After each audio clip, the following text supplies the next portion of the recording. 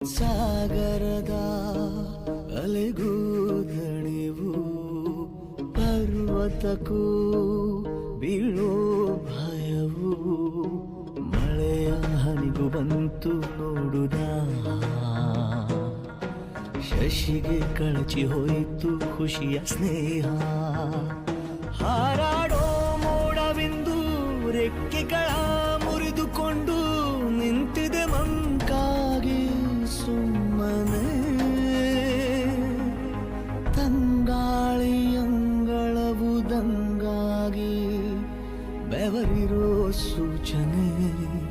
ಸಾಗರದ ಅಲೆಗೂ ದಣಿವು ಬೆಂಕಿ ಮಳೆಗೆ ಬಂದ ಮೇಲೆ ಹೂವು ಹೇಗೆ ತಾನೆ ಕಾಣಬೇಕು ನಗುವು